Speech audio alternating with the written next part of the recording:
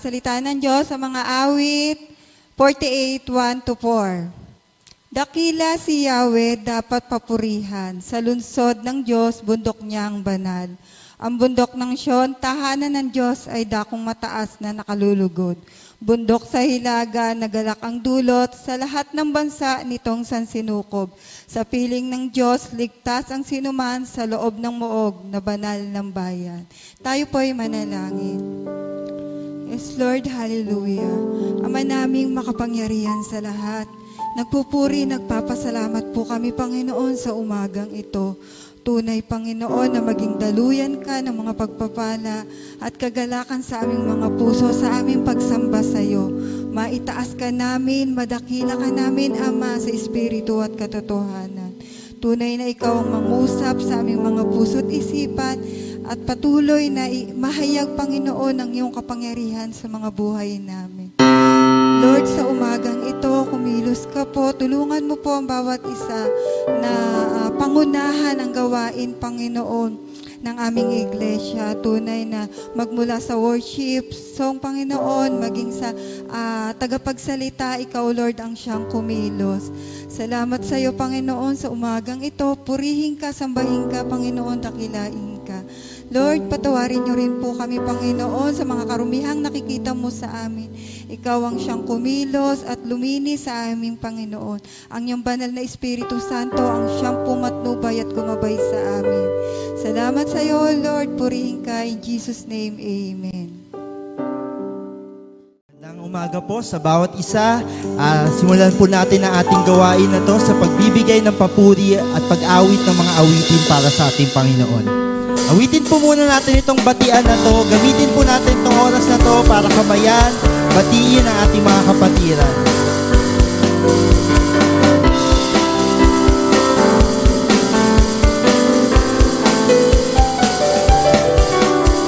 Ikaw, ako, mahal niya tayo, kaya tayo'y naririto.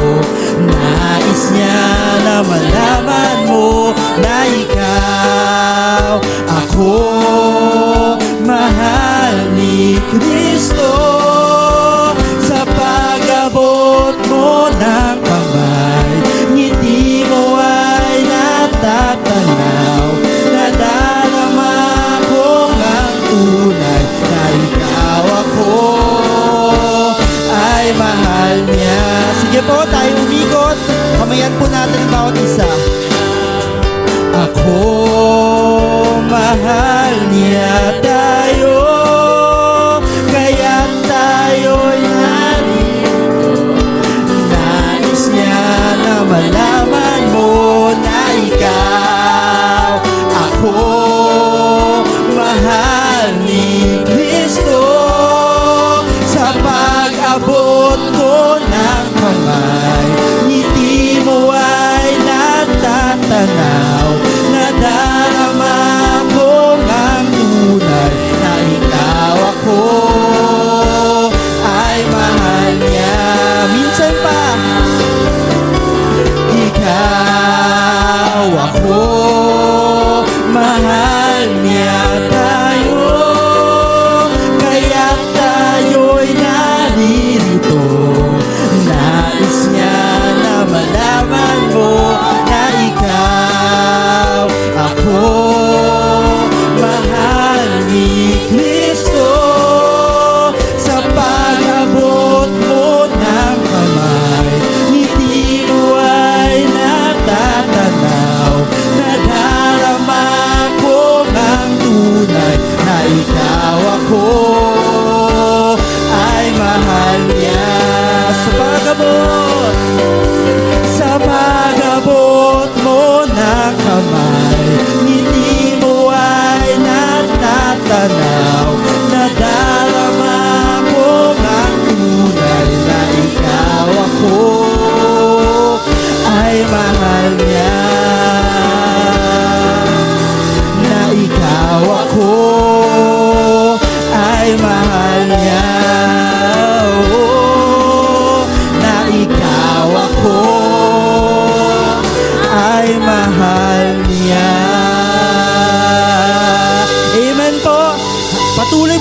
awitan ng Panginoon. Siya'y ating papurihan. Palakpak po natin ang ating kamay. Gamitin po natin ang ating mga boses.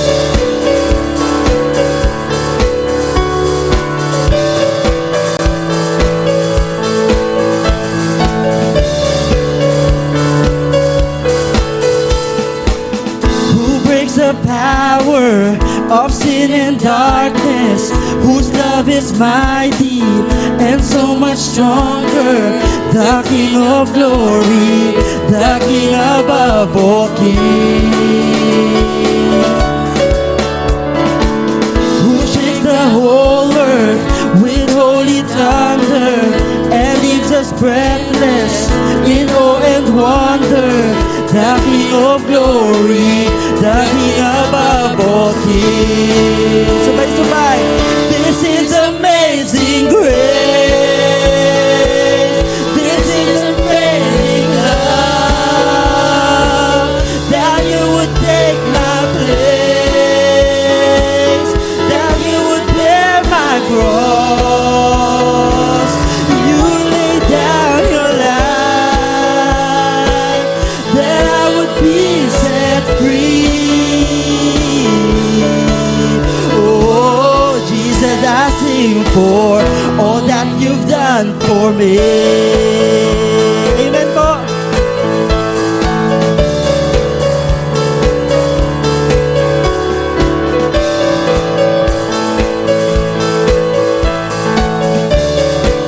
Who brings our chaos? Who brings our chaos back into order? Who makes the orphan a son and daughter? The King of glory, the King above all kings, who rules the nations with truth and justice, shines like the sun in all of its brilliance. The King of glory, the King above all kings. This is amazing grace. This is unfailing love. That you would take my place. That you would bear my cross. You laid down your life, that I would be set free. Oh, Jesus, I sing for all that you've done for me.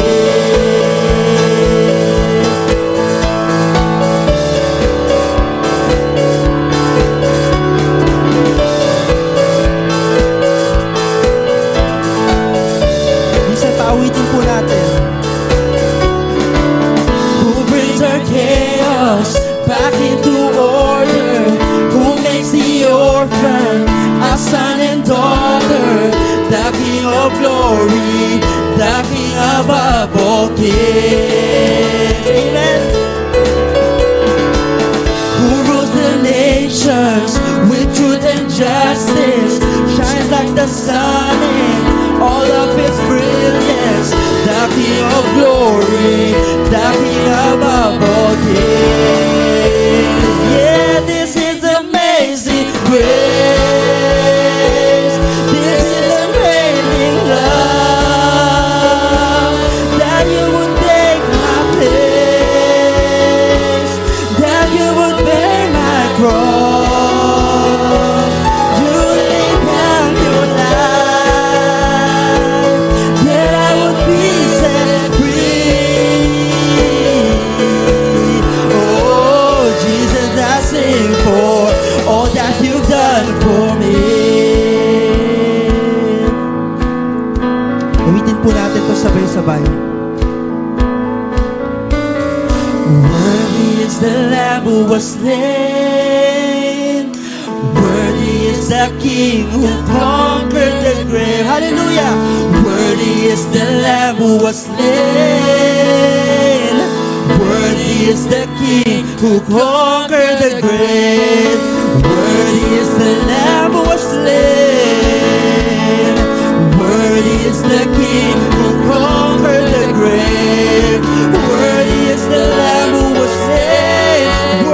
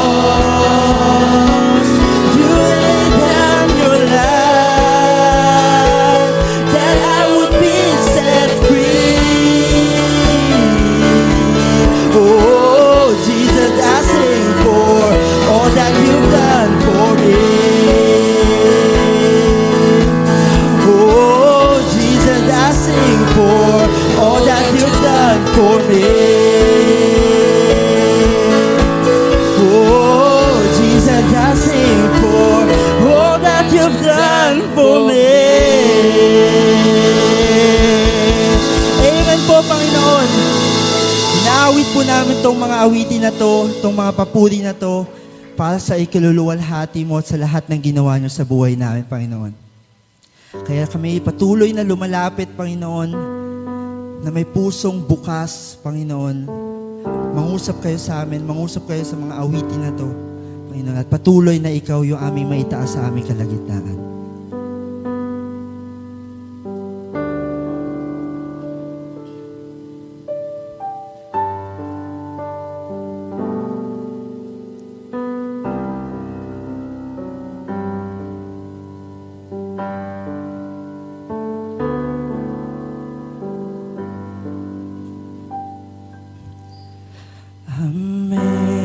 Amazing grace, how sweet the sound that saved a wretch like me.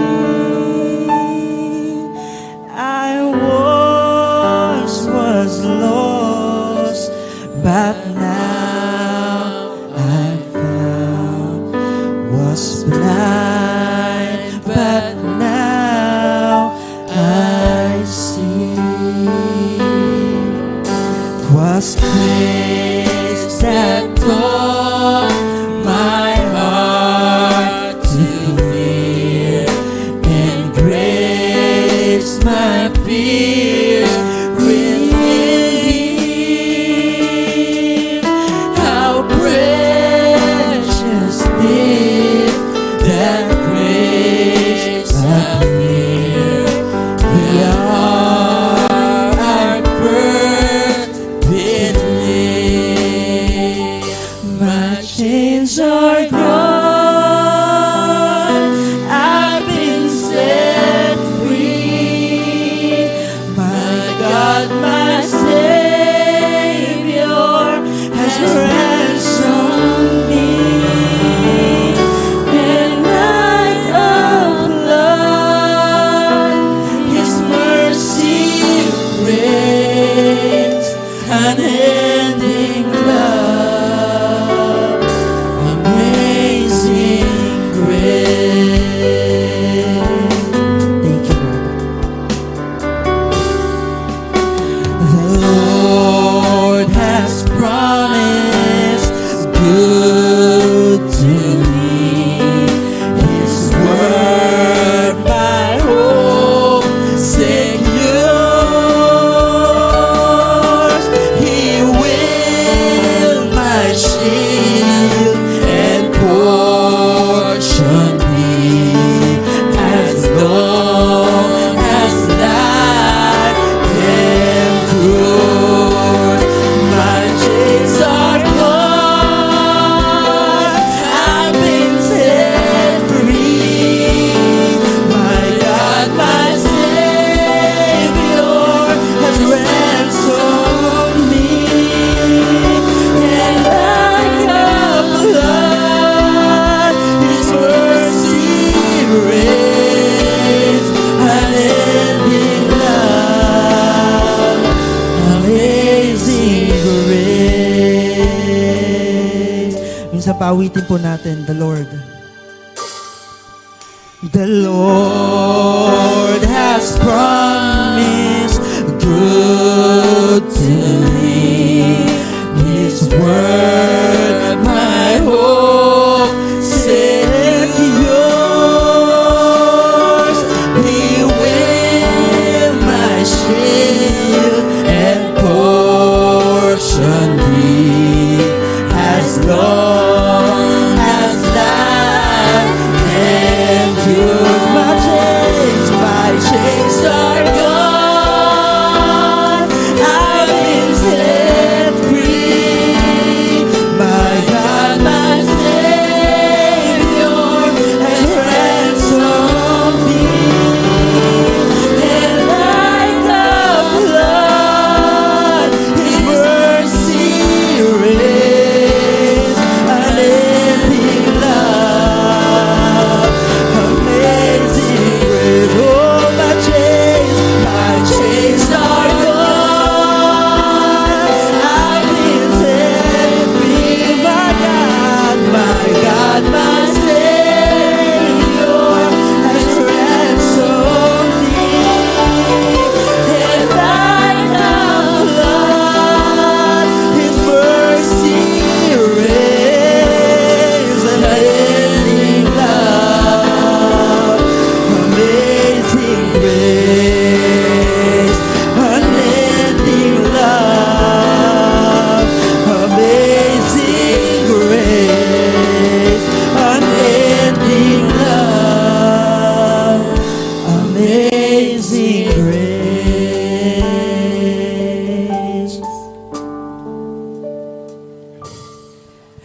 The earth shall soon dissolve like snow. The sun forbear to shine, but God who called me here below will be forever mine, will be forever mine. You are forever mine.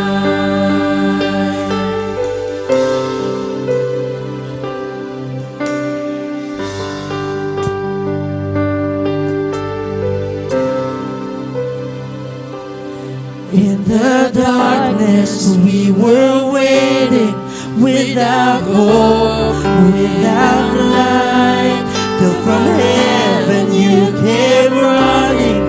There was mercy in your eyes to fulfill the law and prophets.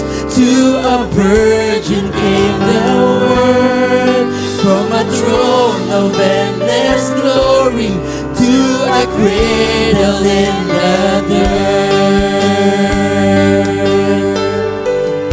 Awitin po natin. Praise the Father, praise the Son, praise the Spirit, three in one. God of glory, majesty, praise forever to the King of Kings.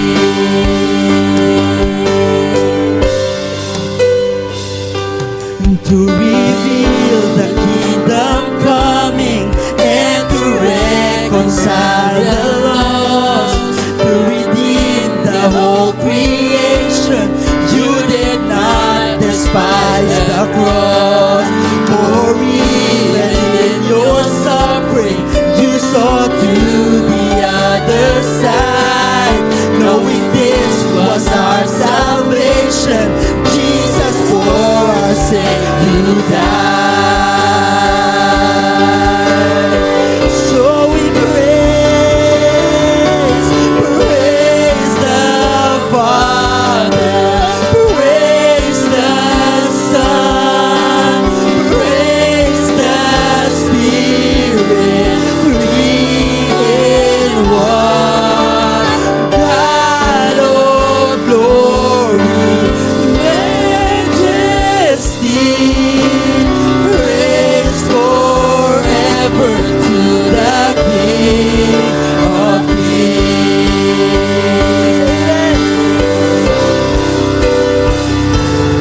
In the morning that you rose, all of heaven held its breath, till that soul was moved for good, for the Lamb had conquered death, and the dead rose from their tombs, and the angels stood in awe, for the souls of all who come to the Father are restored, and the church of Christ was born. Then the Spirit lit the flame. Now this gospel truth of old shall not kneel and shall not fade. By His blood and in His name, in His freedom I am free. For the love of Jesus Christ, who has resurrected me. Thank you, Lord. Kaya papurihan po natin ang ating Panginoon. Awitin po natin. Praise the Father, praise the Son, praise the Spirit, three in one. God of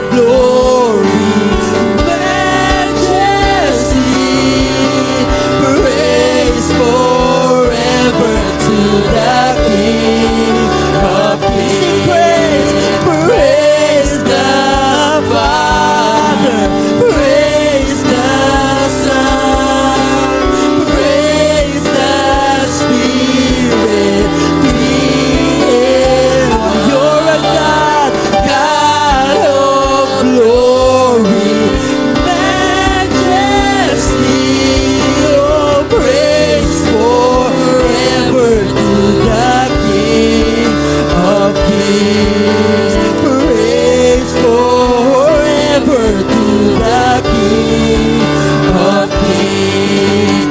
Praise forever to the King of kings.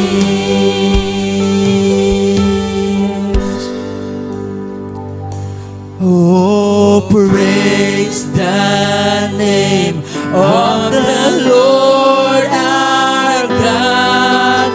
Oh, praise His name forevermore. For endless days we will sing your praise. Oh Lord our God. Minsan paawitin po natin. Oh, praise the name of the Lord our God. Oh, praise His name forevermore. For endless days we will sing your praise. Oh Lord our God. Oh, praise the name of the Lord our God. Oh, praise His name forevermore. For endless days we will sing your praise. Oh Lord our God. Oh Lord our God. Oh Lord our God. Pwede po ba natin palakpakan natin, Panginoon? Tunay nga, Lord, na Ikaw ang King of Kings. You're the Lord of Lords. Kaya Ikaw ang aming pinupuri. Ikaw ang aming itinataas, Panginoon. Purihin ka, purihin ka. Palakpakan po natin natin, Panginoon.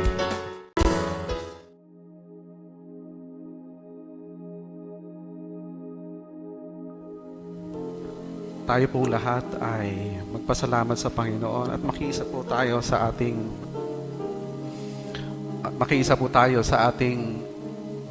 mga kapatid na nagpapasalamat sa ating Panginoon. Tayo po'y manalangin. Amang Diyos na makapangyarihan sa lahat, narito po, Ama, ang iyo pong mga anak. Nagpapasalamat, Panginoon, dahil sa mga katugunan na inyo pong ipinarana sa kanilang mga dalangin, Panginoon. Yung iba po naming mga kapatid ay nagdaos ng kaarawan sa buong taon, Panginoon, ang pagsama po ninyo sa kanila. Salamat po ng marami. Sila po yung nagpapasalamat, Panginoon. Gayon din po sa aming po mga kapatid na sila po yung nagdaos ng anibersaryo ng kanila pong kasal. Salamat po ng marami, Panginoon. At sa aming po mga kapatid, Ama, na inyo pong pinagaling sa kanila pong mga karamdaman, Panginoon. Salamat din po, Ama, sa inyo pong patuloy na pag-iingat, proteksyon, Panginoon, sa mga kapatid po naming nakaranas ng iyo pong proteksyon, ng iyo pong pagkalinga. We thank you so much, Father God. Narito po ang inyo pong mga anak, Ama, nagdadala ng taos-pusong pasasalamat. Nawa po, Panginoon, tanggapin po ninyo ang kalapong pagpapasalamat, pagpapakumbaba sa inyo pong harapan. At gayon din po, Panginoon, sa kalapong pagpapasalamat, igawad po ninyo sa kanila ang inyo pong mayamang pagbasbas, ang inyo pong blessing na hindi nauubos, na inyo pong pangako sa inyo pong mga anak na nagtitiwala sa inyo. Pagpalain nawa kayo ng Panginoon at ingatan kayo. Paliwanagin nawa ng Panginoon ang kanyang mukha sa inyo at mahabag sa inyo. Ilingap nawa ng Panginoon ang kanyang mukha sa inyo at bigyan kayo ng kapayapaan ngayon at magpakailanpaman. Amen. Pagpalain po kayo ng Panginoon. God bless po.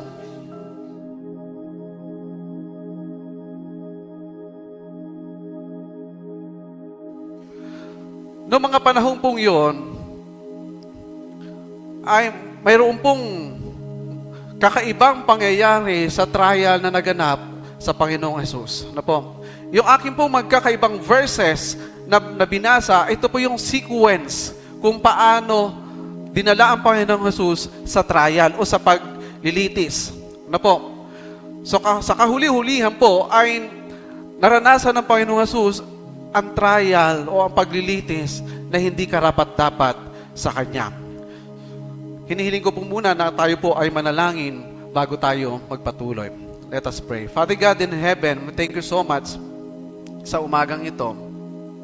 Hiling ko po, Panginoon, ang inyong patuloy at patnubay sa bawat isa sa amin. Kayo po, Panginoon, ang siyang manguna, ang mangusap. Kayo po, Panginoon, ang kumilos at magbigay, Panginoon, ng karunungan sa bawat isa sa amin upang maunawaan namin ang inyong po mga salita ngayong umaga. Sa iyo po namin tinataas ang lahat, Ama. In Jesus' name we pray. Amen. So, sa paglilitis po kay Jesus Christ, mayroon pong 6 na bahagi. Ano po? So, there were 6 parts to Jesus' trial. Una po, yung 3 stages in a religious court. Ano po? Yung pangalawa ay yung sa Roman court, o 3 stages before a Roman court. So, ito po yung religious court sa bahagi. Ito ho. So, makikita ho natin yung kung paano nilitis ang Panginoon sa Roman court. Ito sa kabila. So, ito po yung nagpapakita nung si Jesus, ang Panginoong Jesus, ay nililitis sa harapan ni Anas, ang dating priest. Si Anas po yung dating priest noong mga panahong yun. Si Caiaphas naman, ang kasalukuyang high priest. At ang Sanhedrin. Ano po yung Sanhedrin? Ito po yung kalipunan ng mga leaders sa Israel noong mga panahong yun. Ano po? Siya ay kinasuhan ng mga taong ito na paglapastangan, na pag-aangkin ng Panginoong Jesus na siya ay anak ng Diyos at Mesaya. Ang tanong po, sino po ba ang nag-declare na ang Panginoong Jesus ang Kristo, ang Mesaya? Pagbabasahin po natin ang aklat ng Juan, chapter 1, walang ibang nag-declare na ang Panginoong Jesus ay ang Kristo o ang Mesayas, kundi si Juan Bautista, dahil ito po yung utos sa kanya ng Diyos. Ang sabi sa kanya, ang impression ng Diyos kay Juan Bautista, kung kanino mo nakita ang Espiritu ng Diyos, pag iyong binautismuhan, siya ang Kordero, ang Mesyas ng Panginoon. At sino po at si Juan Bautista? Ang isinugo ng Diyos para patunayan na si Kristo, ang Panginoong Jesus, ang Kristo, ang Mesayas. Hindi po basta kinlaim ng Panginoong Jesus na siya ay anak ng Diyos, kundi mayroong isang pinauna ng Diyos. Mayroon siyang isinugo para sabihin, eto nga ang Mesyas. Eto nga ang Kordero ng Diyos. At sabi pa ni Juan Bautista, hindi nga ako karapat-dapat magkalag ng sintas ng kanyang sandalyas. Sapagkat siya ay Kordero ng Diyos. Sapagkat siya ay Mesyas. Sapagkat siya ay Kristo. Ang ibig sabihin ng Kristo po ay nag-iisang pinahira ng Diyos, the anointed one, the only anointed one. So marami ho nagkiklaim ngayon, alam natin yung anointed one. Wala pong ibang anointed, kundi ang Panginoong Jesus. So ang mga paglilitis sa harap ng mga pinuno ng Hudyo, ang mga paglilitis sa ayon sa kanilang relihiyon, ay nagpapakita ng matinding pagkamuhi sa mga o sa Panginoong Jesus, sa mga pinunong ng Hudyo, dahil hindi nila pinapansin ang marami sa kanilang sariling mga batas. So, sa paglilitis, mga kapatid, ay mayroon po mga illegal na pamamaraan na paglilitis na ginawa sa Panginoong Jesus. Una po, dapat ay no trial was to be held during feast time. Alam mo ba ang piyesta ng pinagdiriwang ng mga Israel ng mga panahong yon? Walang iba ko po kundi ang Passover. Ano po yung Passover? Hindi overpass, Passover. Baka sabi pa, overpass. Passover po, noong ang Israelites ay nasa Egypt pa, sabi ng anghel ng Diyos, o sabi ng Diyos, lahat kayo ay maglagay ng dugo sa hamba upang ang lahat ng panganay na nasa loob ng tahanan na mayroong dugo ay hindi mamamatay. At ginawa nga po yan ng mga Israelites. Lahat ng kanilang mga hamba ng pintuan ay pinahiram po nila ng dugo. At nung dumaan ang angel of death, sila po ay nilagpasan. Ang lahat ng walang mga dugo sa hamba, namatay ang panganay. Namatay ang lahat ng panganay, lalaki, hayop man ito or tao. Ito yung pinagdiriwang nung mga panahong yon na ang Panginoong Hesus ay nililitis. Sa kultura po ng mga Hudyo, bawal. Pero ginawa nila. Pangalawa po, each member of the court was to vote individually to convict or acquit, but Jesus was convicted by acclamation. Sa panahon po noon, dapat boboto ang bawat miyembro ng Sanhedrin. Parang katulad din ho sa atin, sa Senado ngayon, pinagbobotohan. Kung itutuloy ba o ipahuhuli ba si o hindi. At least ngayon, marami ng paraan para malaman ang katotohanan po. Pero ang Panginoong Hesus po, sa mga panahong ito, ay hindi in-apply sa Panginoon. Acclamation. Ano po yung acclamation? Nangyari lang po sa sigawan. Ipako yan, sa Jesus, ipako yan. Hindi na po nangyari yung votation. Yan po yung pangalawang paglabag. Pangatlo, if the death penalty was given, a night must pass before the sentence was carried out. However, only a few hours passed before Jesus was placed on the cross. Isa pa hong nilabag nila, kung mayroong mang sentensya ng kamatayan sa isang tao, dapat palilipasin pa yung araw, susunod na araw. Pero ang Panginoong Hesus po, right after ng sentensya ng kamatayan, pinapako na nila. Pang-apat, the Jew had no authority to execute anyone. Ano pang utos ng Diyos sa kanila? Bawal pumatay. Kaya ho, alam ng mga Hudyo na bawal pumatay. Anong batas po ito? Batas po ito ng Roma, yung pagpako sa krus. Batas po ito ng nakakasakop sa kanila. Sa Israel law po, pagbato ang kanilang parusang kamatayan hanggang sa mamatay. Sa Roma po, pako sa krus. Alam nila na wala silang karapatang mag-judge, wala silang karapatang kumitil, pero isinagawa po nila yan. Panglima, no trial has to be held at night, but this trial was held before dawn. Bago mag-umaga, madaling araw. Kaya pag binasa po natin yung John chapter 13 hanggang chapter 20, ito po'y isang gabi lamang na nangyari. Mahabang mga chapter, pero isang gabi lang ho nangyari. Binigyang diin ni Juan itong mula noong mag Santa Cena ang Panginoon Jesus, magbanal na hapunan, maghugas ng paa ng kanyang mga alagad hanggang sa dulo. Bawal sa mga Hudyo ang maglitis ng gabi. Pang-anim, the accused was to be given counsel or representation, but Jesus had none. Dapat bibigyan ng pagkakataong ng kanyang abogado. Pero ang Panginoong Jesus, wala. Nilabag ho nila. Maraming nilabag ng mga panahong iyon. Ang tawag nga po natin dyan, walang katarungan. Pang-pito, the accused was not to be asked self-incrimination questions, but Jesus was asked if he was the Christ. Walang tanong na dapat patungkol sa kanyang ikinakaso sa kanya. Pero si Jesus, tinanong, ikaw ba ang Kristo? Ito po yung mga paglabag, 7 paglabag ng mga Hudyo o ng mga panahong yon nung ang Panginoong Jesus ay dumaan sa paglilitis. Saan po dumaan? Sa religious court at sa Roman court.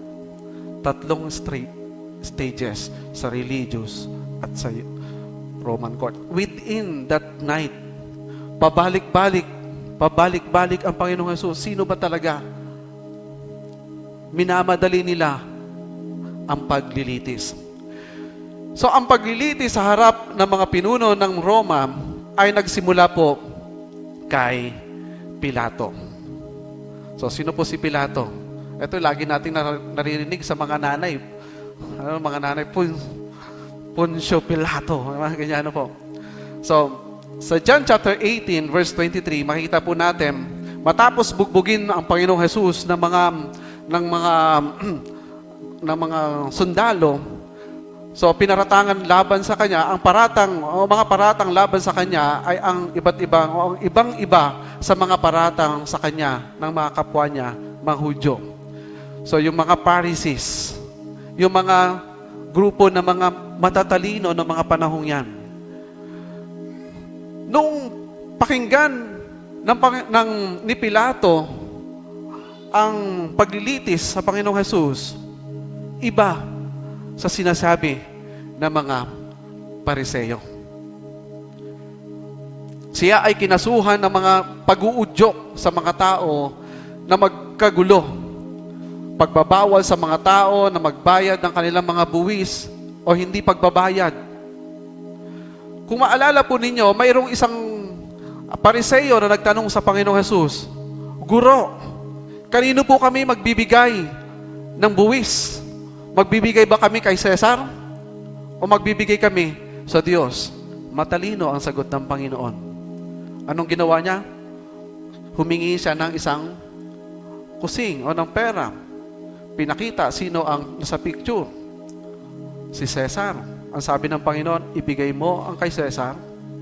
Ito yung buwis. At ibigay mo ang sa Diyos. Ito po yung tithes. Mga kapatid, mali ang pag-aakusa sa Panginoong Jesus. Na sinasabi ng mga Pariseo, sinasabi na wag nang magbuwis sa Cesar para lang magalit si Pilato at si Herodes. Mali. Yes po, dapat ang mga Kristiyano ay nagbubuwis sa gobyerno. Pero ang mga Kristiyano ay dapat pa rin magbigay sa Panginoon. Hindi ho natin mababasa sa New Testament na tinanggal na ng Panginoon ang tithes. Ang huling pag-uusap sa tithes po, itong sinabi ng Panginoon na ibigay nyo ang sa Diyos. So yung konteksto po ng New Testament, wala na po kasi ang templo ng mga panahong iyon. Kaya hindi na ho na nababanggit ang tithes. So wala na po, kalat-kalat na po ang mga Levites sa mga panahong iyon. Tuloy po tayo. So ano pa po ang dahilan kung bakit galit na galit ang mga Pariseo? Ang pag-angkin ng Panginoong Jesus na siya ang hari ng Israel. Sino ba ang nagsabi na siya ay hari ng Israel? Di ba nung pumasok siya sa Jerusalem, sino po ang nag-declare na siya ay hari ng Israel? Ang mga tao. Winelcome pa nga nila, may dala pa nga sila mga palaspas. Dapat pala ngayon, palaspas yata ngayon, no? Next week ko ba yun? Winelcome nila ang Panginoong Jesus na may gamit ng mga palaspas. Declare nila hari ng Hudyo. Pero bago po yun, pag binalikan po natin, sino ba ang nag-declare na isinilang ang hari ng Hudyo? Di ba ang anghel ng Diyos? Sinabi niya sa mga pastol nung isilang ang Panginoong Jesus, tingnan ninyo, isinilang sa Judea, sa Bethlehem, ang hari ng mga Hudyo. Di ba ang anghel ng Diyos? Mga kapatid, hindi kinlaim ng Panginoon, pero siya yung hari totoong hari, mga kapatid. So walang nakitang dahilan si Pilato para patayin si Jesus, kaya ang ginawa po niya, pinadala niya naman kay Herodes. Sa Lucas chapter 23 verse 7, sabi po diyan, at nang malaman niyang mula nga siya sa Galilea, si Jesus po yun, ipinadala niya si Jesus, o ang Panginoong Jesus, kay Herodes na sa Jerusalem noon, dahil sakop nito ang Galilea. So bukod pa kay Pilato, dinala naman siya kay Herodes. Si Herodes po, noong mga panahong yan, siya yung parang pinaka-hari ng mga panahong ito. Ano po? So, ano pong ginawa ni Herodes? Pinagtawanan lamang po siya. Pinagtawanan ni Herodes ang Panginoong Jesus. Ngunit sa pagnanais niya na maiwasan ang responsibility, ipinabalik niya ang Panginoong Jesus kay Pilato. Sabi po ng Lucas, chapter 23, verse 11 to 12, hinamak at ininsulta ni Herodes at ng mga sundalo ni Jesus, si Jesus. Sinutan nila siya ng magagandang damit bilang pagkutya sa kanya at saka ibinalik kay Pilato. Yung magagandang damit po ito, hindi lang hubas sa magandang damit. Ito po'y suot, panghari, kasuotan panghari, na nagsasabing, ito ang hari ng Hudyo. Mga kapatid, pagkutya ang tinanggap ng Panginoong Jesus kay Herodes. Saka ibinalik po niya kay Pilato. At ng araw ding iyon, ay naging magkaibigan na si Herodes at saka si Pilato dahil sa Panginoon. Ano po? So, ito po ang huling paglilitis habang sinubukan ni Pilato na patahimikin ang galit ng mga Hudyo sa magitan ng pagpapahagupit sa Panginoon. Mga kapatid, ito yung ginamit na panghagupit sa Panginoon. Gantong uri, hindi naman po literal po yan, ano po, drawing kasi yan eh. Pero ito po yon. Kung papansinin po natin, mayroong mga kalawit sa dulo. Ano po ang disenyo po niyan? Kapag hinagupit yung biktima, yung parurusahan, sabi po sa pag-aaral, nadadala pati yung laman. Ganito po, nung hagupitin ang Panginoong Jesus, pinahagupit ni Herodes, dala ang laman ng Panginoong Jesus sa likod, sa binti, sa lahat ng katawan ng dadapuan ng latigo ng sundalo ng Romano. So ang latigo pong ito, dinesign para talagang matanggal yung mga laman-laman sa likod ng parurusahan. Mga kapatid, sa huling pagsisikap ni Pilato na palayain ang Panginoong Jesus, inalok niya po ang mga Hudyo na yung isang bilanggo, isang tulisan na si Barabas. Ayon po sa kasaysayan ng mga panahon pong yon, si Barabas po ang pinakamasamang tao sa mga panahong yon. Sabi ni Barabas, eto na lang ang ipako natin sa krus. Palayain natin ang Panginoong Jesus. O ang palayain natin ang Jesus na inyong pinaparatanganan. Pero ang sabi po ng mga, hindi po pumayag ang taong bayan. Especially po ang mga Pariseo. Especially po ang mga pinuno ng Hudyo. So, nanawagan ang mga tao na palayain si Barabas. Ano po sigaw nila? Palayain si Barabas! Ipako sa krus si Jesus. Ano pong wala hong nagawa si Pilato? Pinagbigyan ni Pilato ang kanilang kahilingan at isinuko ang Panginoong Jesus sa kanilang naisin. Sabi po ng Lucas chapter 23 verse 25, ang taong hiningi nila na bilanggo dahil sa paghihimag at pagpatay ay pinalaya niya at ibinigay niya si Jesus sa kanila upang gawin ang kanilang kagustuhan. Mga kapatid, dapat ang ipapako sa krus, yung tatlo po, dapat ho sa gitna ho doon si Barabas. Hindi ho ang Panginoong Jesus ang nakapako sa gitna. Diba? Dalawa, yung sa kanan at saka yung nasa kaliwa. Dahil ipinalit po nila ang Panginoong Jesus sa sobrang makasalanan ng mga panahong yon, yung walang kasalanan ang ipinako ang ating Panginoong Hesus. Ang pinalaya si Barabas. Si Barabas po ang nagre-representative ng sangkatauhan ng taong makasalanan na pinalaya dahil sa Panginoon. Kahit na ang isang taong pinakamasama ay kayang palayain ng Panginoon. Amen po ba? Yung isang tao po doon nasa bandang kanan niya, humingi ng tulong sa Panginoon. Sabi niya, Guro, alalahanin po ninyo ako kapag ikaw ay sa iyong kaharian. Ano po sagot ng Panginoong Hesus?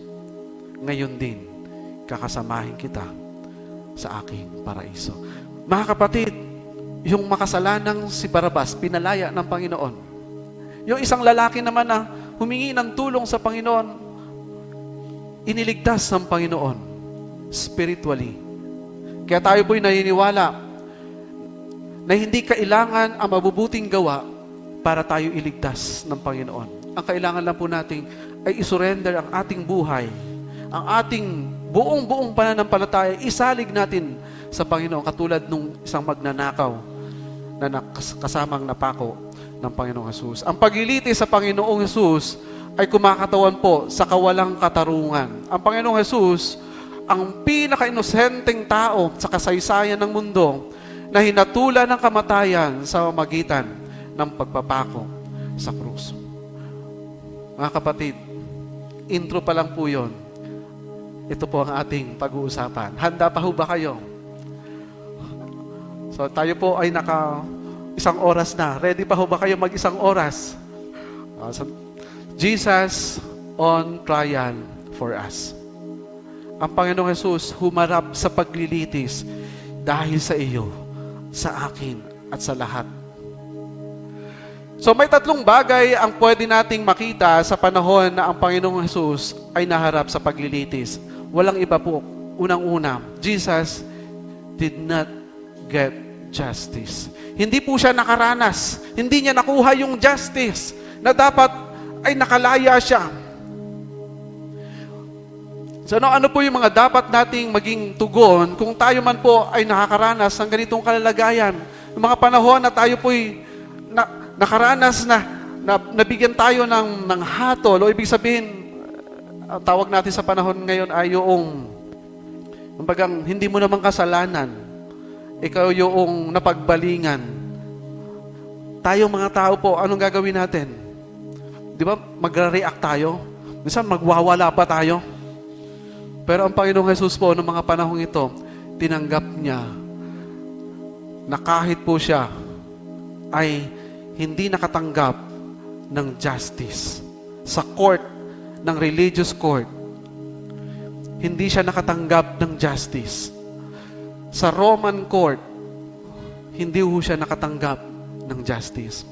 Ang sabi nga po ng Mateo chapter 5, verse 10 to 12, pinagpala ang mga inuusig ng dahil sa kanilang pagsunod sa kalooban ng Diyos, sapagkat kabilang sila sa kaharian ng Diyos. Verse 11, pinagpala ang mga nilalait at inuusig ng mga tao at pinararatangan ng lahat ng uri ng kasamaan na pawang kasinungalingan ng dahil sa akin. Verse 12, magsaya kayo at magalak sapagkat malaki ang inyong gantimpala sa langit.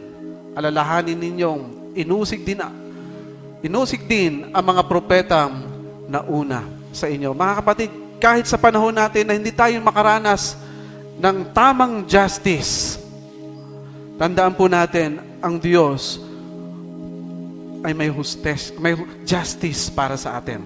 Ang hustisya ay nasa Panginoon. Sabi nga po ng aming kaibigan na isang attorney po, sabi niya, kahit ako isang attorney, nakikita ko sa court ng tao walang justice. Sa langit na lamang talaga patas ang Panginoon.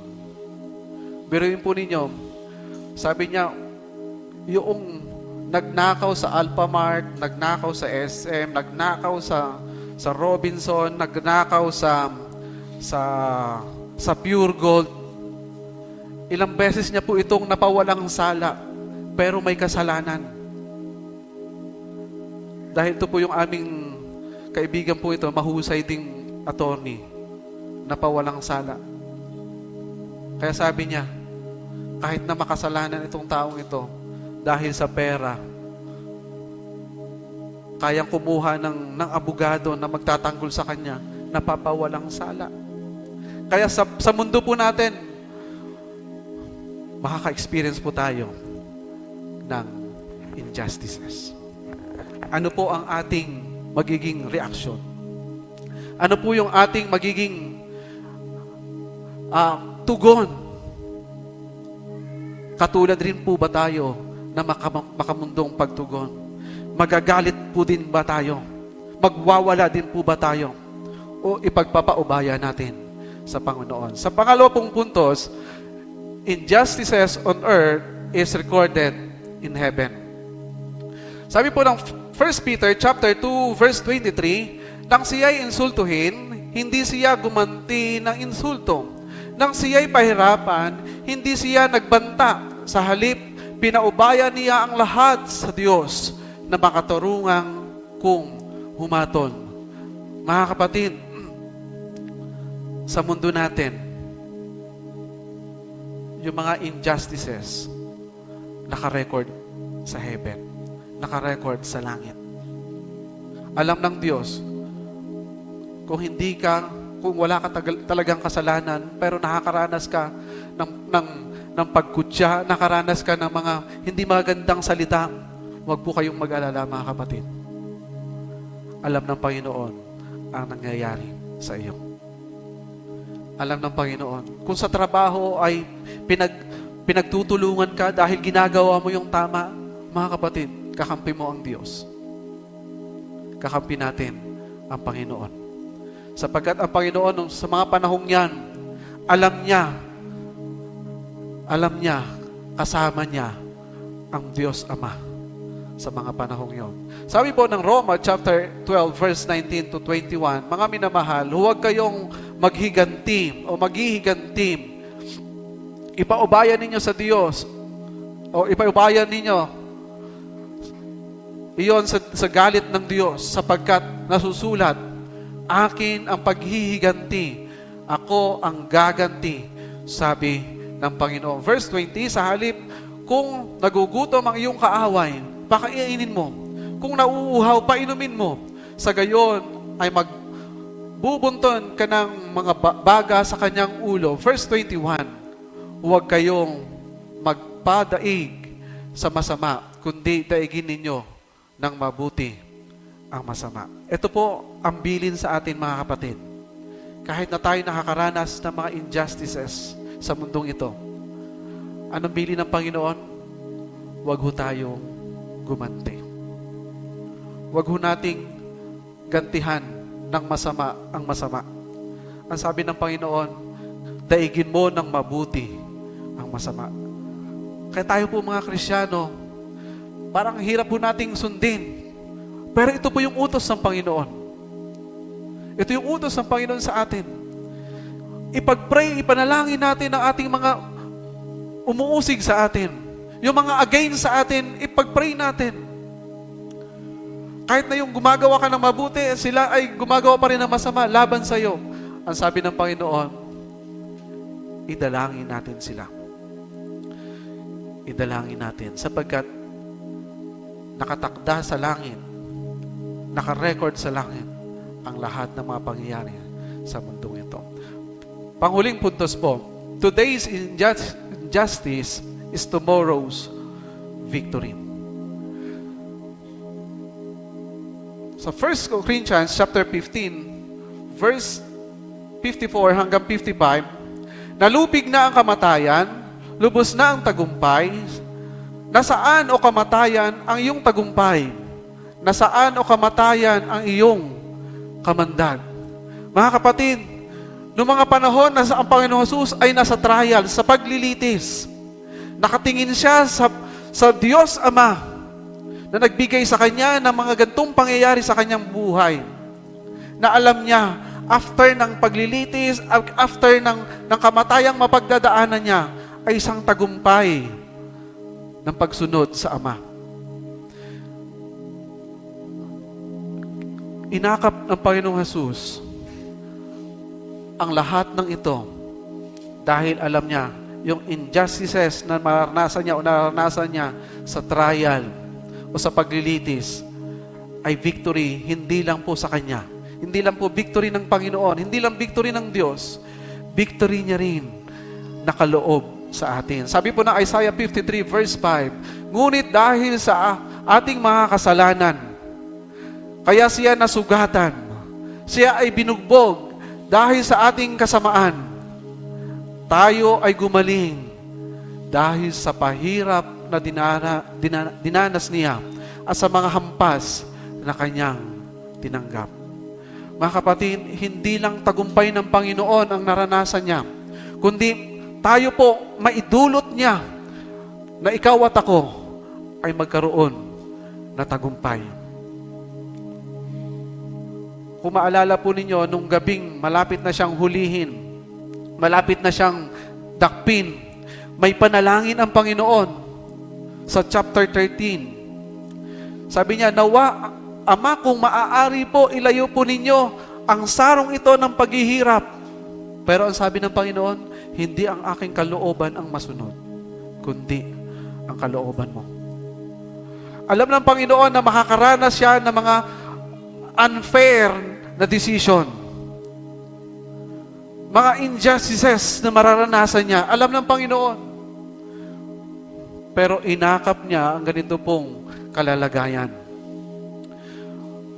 Mga kapatid, dumaan man po tayo sa mga itong sitwasyon na pagtagumpayan na po ng Panginoon. At yan po ay kaloob niya sa atin. Ang sino mang kikilala sa Kanya ay magkakaroon ng buhay ng walang hanggan. Kaya po natin inaalala itong mga panahong ito ang ginawa ng Panginoong Hesus para pagtibayin ang ating pananampalataya sa Kanya. Na inakap ng Panginoon ang lahat na nangyari sa Kanya para bigyan lang tayo ng buhay na ganap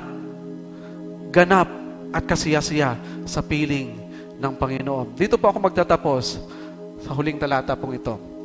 Sa Pahayag chapter 15 verse 3. Panginoong Diyos na makapangyarihan sa lahat. Ito po yung awit na mga hinirang ng Diyos na nakita ni Juan nung siya po ay may pangitain sa Pahayag chapter 15 verse 3. Sabi po rito ang laman ng awit, Panginoong Diyos na makapangyarihan sa lahat, dakila at kahanga-hanga ang iyong gawa. O Hari ng mga bansa, matuwid, totoo ang iyong mga paraan. Magtiwala po tayo sa paraan ng Diyos. Ano man po ang ating maranasan sa ating buhay, mga kapatid, napagdaanan na ng Panginoon ang mga injustices. Pero tayo po'y manatili sa Panginoon sapagkat ito po ang nais ng Panginoon para sa atin. Pagpalain po tayo ng Diyos na makapangyarihan sa lahat. Sa Diyos po ang papuri.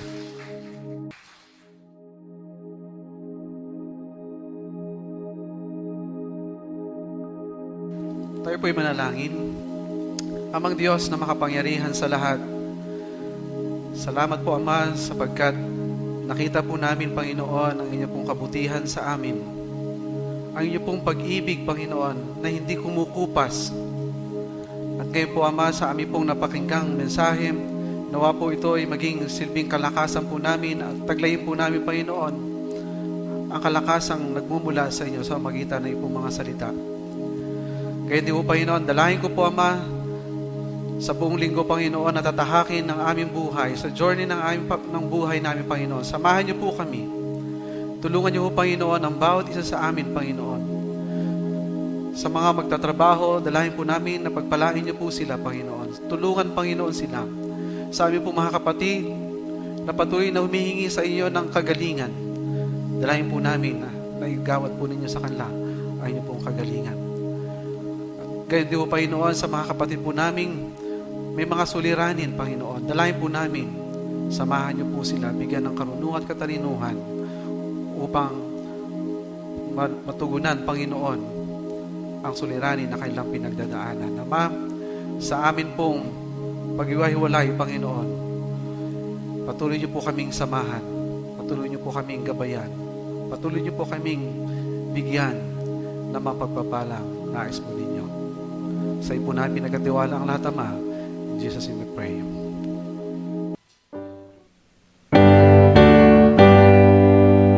Ang Ama ay papurihan, Anak, Espiritong Banal, ng mga taong nilalang, at ng tanang salamitan.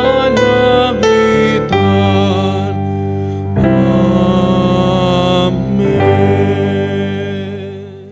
Tanggapin po natin ang basbas ng Panginoon mula sa Kanyang salita. Sa Kanya na makapag-iingat sa inyo upang hindi kayo magkasala at makapaghaharap sa inyo ng walang kapintasa at may malaking kagalakan sa Kanyang kalwalhatian sa isang Diyos na ating tagapagligtas sa magitan ni Jesucristo ang Panginoon natin.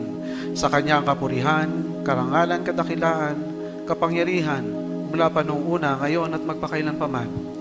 Amen.